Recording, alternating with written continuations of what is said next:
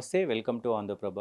So, చాలా రోజులుగా రోజుల క్రితం కూడా ఇలాంటి సిట్యుయేషన్ చాలా జరిగినాయి. సో, డెలివరీ బాయ్స్‌కి చాలా ఇబ్బందులైతే కలుగుతున్నాయని డెలివరీ బాయ్స్ కూడా చాలా ఆవేదన వ్యక్తం చేస్తా ఉన్నారు.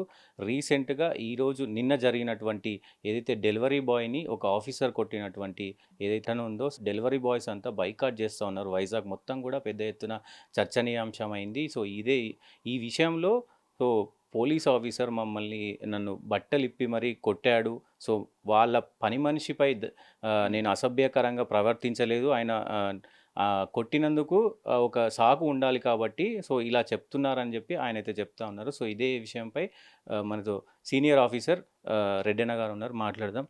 సార్, ఎలా చూడొచ్చు సార్ ఈ కేసుని? ఇప్పుడు పోలీస్ ఆఫీసర్ కానివ్వండి, ఇతర వ్యక్తులు కానివ్వండి, అసలు డెలివరీ బాయ్ని కొట్టవలసినటువంటి అవసరం ఏముంది? తప్పేనండి. కొడితే పోలీస్ ఆఫీసర్ కాదు, ఎవరు కొట్టినా it is an offence. Police ఆఫీసర్లకు కొట్టాలి అంటే లాఠీ చార్జ్ చేయాలి. లాఠీ చార్జ్ చేయడానికి, ఫైర్ చేయడానికి డెఫినెట్గా అనుమతులు ఉన్నాయి. అది ఇప్పుడు ఒక జనసమూహం మిమ్మల్ని భారతదేశం యొక్క ఆస్తుల్ని, రాష్ట్రం యొక్క ఆస్తుల్ని ధ్వంసం చేస్తారనో, లేకపోతే మనుషులపైకి తిరగబాటు చేసి వాళ్ళను సంహరిస్తారనో అనుకున్నప్పుడు డెఫినెట్గా చట్టాన్ని చేతుల్లోకి తీసుకునే వాళ్ళని దండించడానికి లాఠీచార్జ్ చేయొచ్చు, లేదు ఫైర్ ఓపెన్ చేయొచ్చు. కానీ డెలివరీ బాయ్ని వాడిని వీడిని ఏదో వాళ్ళ అమ్మాయితో ఎవరితో మాట్లాడనని కొట్టేటువంటి అధికారం, పని మనిషిని ఏదో మాట్లాడినాడు అని చెప్పి కొట్టే అధికారం లేదు. చెడ్డగా మాట్లాడంటే కేసు కట్టచ్చు, మిస్బిహేవ్ చేస్తుంటే అరెస్ట్ చేసి ఎఫ్ఐఆర్ చేసి కంప్లైంట్ ఇప్పించి అరెస్ట్ చేసి జైలుకి పంపించవచ్చు.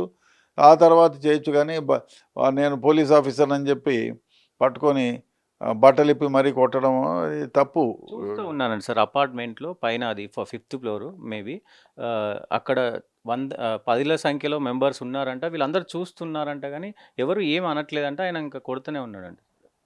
అది ఎక్స్ట్రా విట్నెస్ అవుతుంది. ఇప్పుడు ఈ కాలంలో ఏమైందంటే బహుశా ప్రతి పోలీస్ ఆఫీసర్ కానివ్వండి, పోలీస్ ఆఫీసర్ కానివాళ్ళు కానివ్వండి, దురుసుగా ఎక్కడైనా రోడ్లలో, బజార్లో మీరు ప్రవర్తిస్తే 1000 కళ్ళు మిమ్మల్ని గమనిస్తున్నాయని, అదే కాదు 1000 ఎవిడెన్సెస్ రికార్డ్ చేస్తున్నాయని.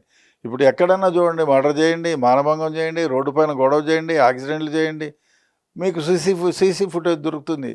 ఎందుకంటే ఈ మధ్యకాలంలో ఎవరన్నా కొట్టేదానికి పోతే వాడిని విడిపించేది వదిలేసి ఫోన్లో రికార్డింగ్ చేసేది మొదలుపెట్టినారు. కాబట్టి ఈ పోలీస్ ఆఫీసర్ కొట్టేది ఏమైతే ఉందో అది టెలిఫోన్లో ఎవరో రికార్డ్ చేస్తారు. It will become a big evidence. బహుశా ఆ పోలీస్ ఆఫీసరు ఎందుకు ఈ దుందుడుకు ఆయన ఏం చేశాడో కనుక్కోవాలి. ఎందుకు ఆ అమ్మాయితో మిస్బిహేవ్ చేశాడా, తిట్టాడా, మాట్లాడితే డెఫినెట్గా ఆయన్ని పిలుచుకొని ఆమెతో కంప్లైంట్ ఇప్పించి ఎఫ్ఐఆర్ కట్టి వానికి అరెస్ట్ చేసి పంపించవచ్చు. అంతేగాని నువ్వు కొట్టే అధికారం ఏం లేదు కదా. అయినా అందరూ చూసేటట్టు కొడితే డెఫినెట్గా అందరిలో కొందరైనా రికార్డింగ్ చేస్తారు. అది మీకే ఇబ్బంది కదా. ఆయన ఎవరైతే విక్టిమ్ ఉన్నాడో ఆయన ఏమంటున్నాడంటే పోలీసులకు మేము కంప్లైంట్ ఇచ్చినప్పటికి కూడా ఎలాంటి చర్యలు తీసుకుంటలేరు, ఆయన ఫోటోను కూడా మీడియాలో కూడా వేస్తలేరు అనే వాదనలు వినిపిస్తుంది. కంప్లైంట్ ఎవరిచ్చినా తీసుకోవాల్సిందే. పోలీస్ ఆఫీసర్ మర్డరో ఇంకోటో చేస్తే వదిలేస్తారా? అది తప్పది.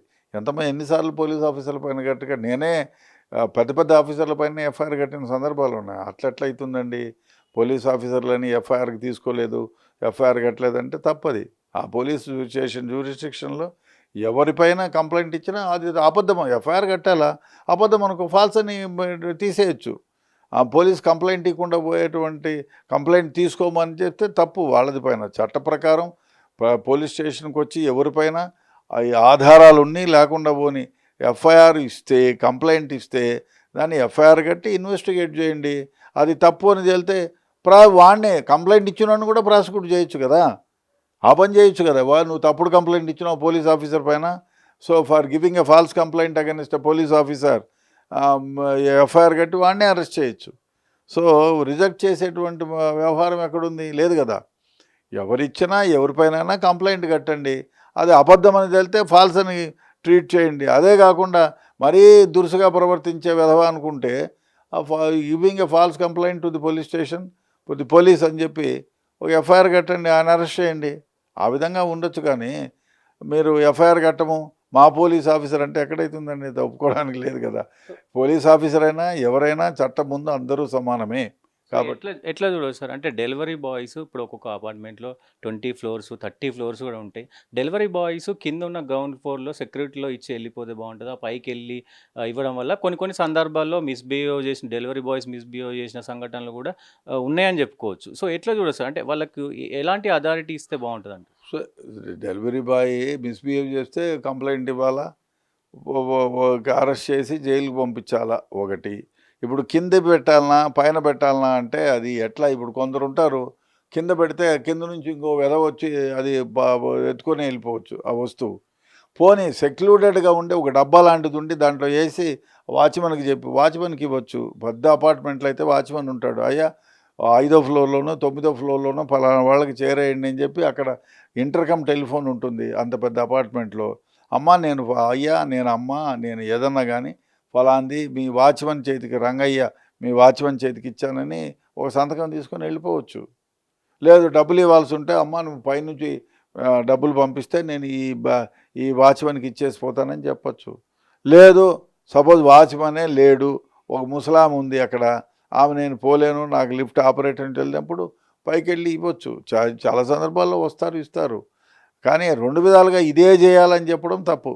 ఇప్పుడు ఒక అత్యవసరమైనటువంటి డ్రగ్ ఉంటుందయ్యా, డ్రగ్గు బాయ్ తెచ్చాడు, వాడు పెట్టేసి పోతాను అంటే ఇంట్లో ఎవరూ లేరు, ఒక ముసలాయనే ఉంటాడు, ఆయనకు డ్రగ్గు చేర్చాలా, లేదు భోజనమే షుగర్ డౌన్ అయిపోయి ఉంటుందయ్యా, అరటిపొడిలో స్వీట్లో ఆర్డర్ చేసి ఉంటాడు, వాచ్మెన్కి ఇచ్చేసి పోతే వాడి షుగర్ డౌన్ అయ్యి చచ్చిపోయే ప్రమాదం కూడా ఉంది కదా. అట్లాంటిది బాబు నీకు దండం పెడతా పైకి తెచ్చిరా అంటే తెచ్చిస్తాడు, ఏముంది అందులో తప్పు లేదు కదా. డెలివరీ బాయ్లు మిస్బిహేవ్ చేసిన సందర్భాలు ఉన్నాయి, డెలివరీ బాయ్తో మిస్బిహేవ్ చేసిన సందర్భాలు ఉన్నాయి. కాబట్టి ఎవరు మిస్బిహేవ్ చేసినా వాళ్ళపైన చర్య తీసుకోవాల్సిందే. కానీ ఇది ఖండితంగా ఇట్లే ఉండాలా, మీరు కిందనే ఇవ్వాలా పైకి రావద్దంటే అది సో బాగలేదు. ఇప్పుడు ఈ ఆఫీసరు బట్టలిప్పి మరి కొట్టిన సిట్యుయేషన్‌లో ఆయనకి ఎలాంటి శిక్షలు పడే అవకాశాలు ఉంటాయి? ఇప్పుడు కొడితే ఇప్పుడు మంచి పెద్ద మామూలు దెబ్బలు అయితే 323, ఇంకా పెద్ద దెబ్బలు తగిలితే 324, ఇంకా పెద్ద దెబ్బలు తగిలితే ఆయన ఇప్పుడు ఆ సందర్భంలో ఏవేవి అట్రాక్ట్ అవుతాయో సెక్షన్లు దాని ప్రకారం ఆయన్ని అరెస్ట్ చేస్తారు. చేసి ఆయన పైన ఛార్జ్షీట్ వేసి 2 నెలలు జైలు శిక్ష, 6 నెలలు జైలు శిక్ష, లేదు ఆయనకి చెయ్యో పాడు ఇరిగిపోయిందంటే 3 ఏళ్ళు 2 ఏళ్ళు జైలు శిక్ష ఉంటుంది. అదే చట్టము ఏది అట్రాక్ట్ అవుతుందో చూసి దాని ప్రకారం ఆయన పైన చర్య తీసుకుంటారు.